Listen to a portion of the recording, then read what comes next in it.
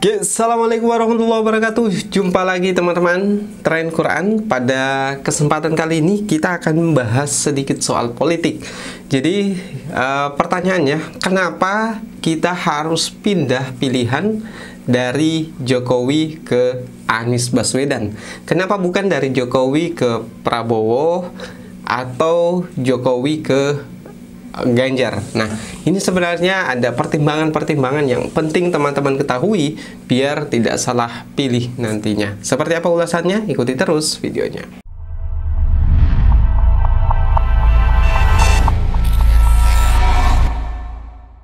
Oke, teman-teman Tren Quran. Jadi bicara soal politik yang lagi hangat saat ini, soal pemilu 2024 atau terkait soal Capres 2024. Nah, kita akan bahas. Jadi sebenarnya teman-teman ini bukan mengajak teman-teman untuk memilih apa yang kita jelaskan nantinya, tapi menambah pertimbangan teman-teman, referensi teman-teman yang nantinya bisa teman-teman memilah mana yang seharusnya dipilih. Jadi terkait soal pilihan Ganjar, pilihan ke Prabowo dan ke pilihan Anies, itu bisa teman-teman putuskan sendiri. Intinya konten ini hanya menambah referensi teman-teman. Soal keputusan akhir ada di tangan teman-teman masing-masing. Oke.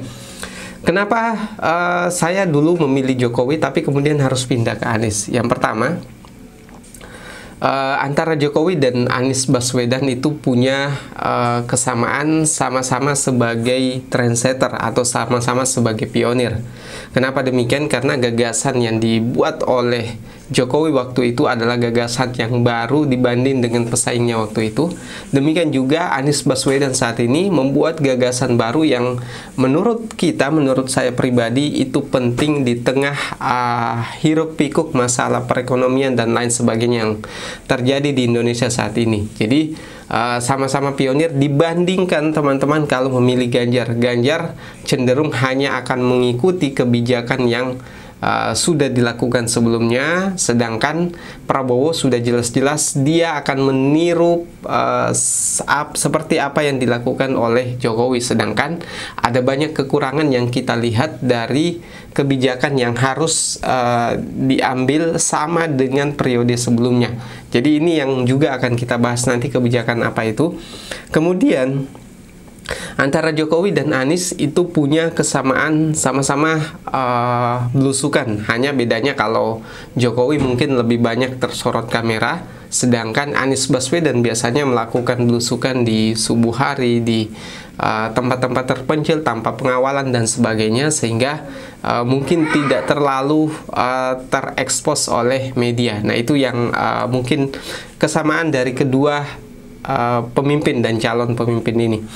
Jadi tapi alasannya kenapa kemudian kita harus pindah dari Jokowi ke Anies Baswedan bukan ke Prabowo atau Ganjar.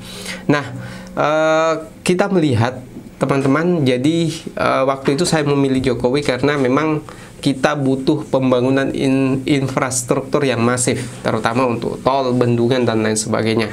Dan itu sangat Islami, terutama untuk pembangunan bendungan. Dalam kisah-kisah yang disebutkan dalam Al-Quran, rata-rata umat-umat yang digambarkan sebagai umat yang makmur itu karena persoalan air. Air adalah salah satu sumber daya alam yang bisa menentukan makmur tidaknya suatu bangsa atau suatu daerah, karena dari situ pertanian bisa hidup dan masalah-masalah lain bisa dituntaskan. Nah, tapi kemudian di periode kedua ini Jokowi lebih masih terus melanjutkan visi misinya, yaitu membangun dan membangun. Sedangkan kita lihat ya namanya skala prioritas itu tetap ada.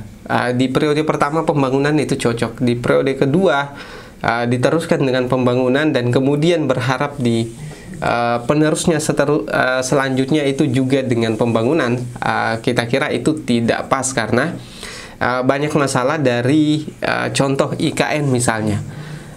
Teman-teman pernah dengar kritikan dari Rocky Gerung soal AMDAL. Jadi penelitian AMDAL itu dilakukan setelah proyek itu ACC. Nah, itu sebenarnya sia-sia. Harusnya sebelumnya efeknya terhadap sumber daya alam diteliti dulu, baru kemudian dibangun IKN. Tapi itu kebalik. Nah, sebagai seorang pemimpin yang tidak menggunakan aspirasi rakyat itu kurang tepat menurut saya, karena mereka dipilih berdasarkan suara dari rakyat.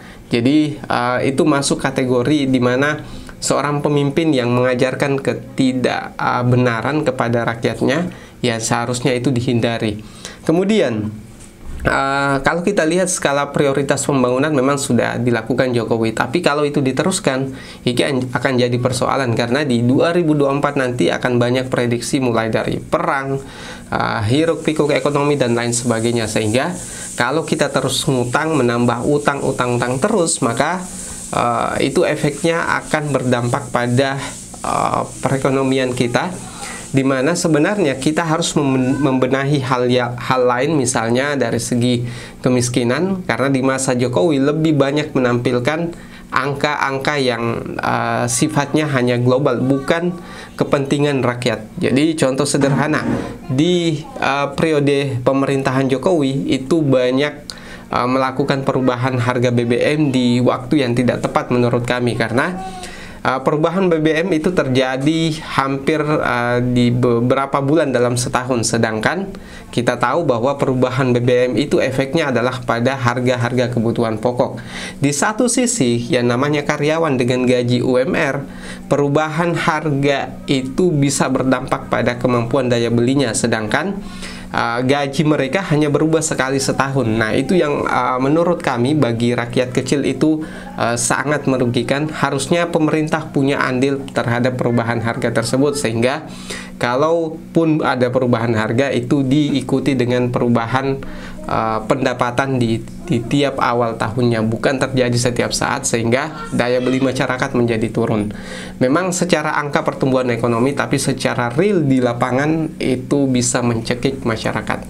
Kemudian soal pembangunan IKN bisa kita katakan itu pemborosan, karena di satu sisi banyak masyarakat yang butuh sekolah lebih layak, pendidikan yang lebih layak. Itulah sebabnya mengapa Anies Baswedan memberikan pilihan, kalau ada sekolah, puskesmas di berbagai daerah yang belum bisa terbangun, kenapa harus membangun IKN, sedangkan IKN hanya tempat untuk pejabat, bukan untuk rakyat. Nah, itu yang pertimbangan-pertimbangan penting yang harus kita pertimbangkan, karena kalau ini diteruskan oleh Prabowo ataupun Ganjar, IKN diteruskan, utang kita semakin membengkak. Di satu sisi kesejahteraan masyarakat tidak tercapai sesuai yang diinginkan oleh Undang-Undang 1945. Kemudian Jokowi untuk saat ini lebih cenderung tidak memperhatikan aspirasi masyarakat. Jadi memang dari sisi pembangunan baik, tapi yang harus kita lihat bahwa fungsi negara itu harus sebisa mungkin memberikan keadilan pada rakyatnya. Jadi saat ini yang kaya semakin kaya, yang miskin semakin miskin, karena itu tadi bahwa perubahan BBM itu sangat mencekik, di mana perubahannya terjadi beberapa kali dalam setahun, sedangkan perubahan gaji hanya sekali setahun. Nah, itu yang mungkin perlu teman-teman pertimbangkan. Soal IKN juga harusnya masyarakat, pakar itu dilibatkan sebelum membangun IKN, bukan semata ambisi untuk membuat ibu kota baru. Betul kata Anies Baswedan bahwa kalau terjadi masalah di Jakarta, jangan meninggalkan Jakarta kemudian membuat IKN baru. Karena tentunya di IKN baru nantinya juga akan ada masalah. Apakah kita akan terus membuat ibu kota baru kalau terjadi masalah? Dan perlu kita sampaikan bahwa soal rumor resapan yang dibangun oleh Anies Baswedan itu sangat Islami, karena dalam Al-Quran itu sebenarnya sudah disebutkan bahwa kadar hujan itu akan selalu sama antara yang turun dan yang meresap naik, yang menguap naik ke langit. Sehingga kalau sumur resapannya itu baik, banyak air yang turun ke ke perut bumi, maka resiko banjir itu akan semakin berkurang, karena jumlah air yang menguap dengan jumlah air yang turun itu akan selalu sama setiap tahunnya. Dan pembahasan soal ini sangat panjang dan nanti akan kita bahas sendiri, teman-teman. Kemudian yang terakhir saya mau sampaikan bahwa yang namanya seorang pemimpin itu bukan hanya soal angka-angka global pertumbuhan ekonomi, tapi harus melihat secara mendasar kebutuhan masyarakat.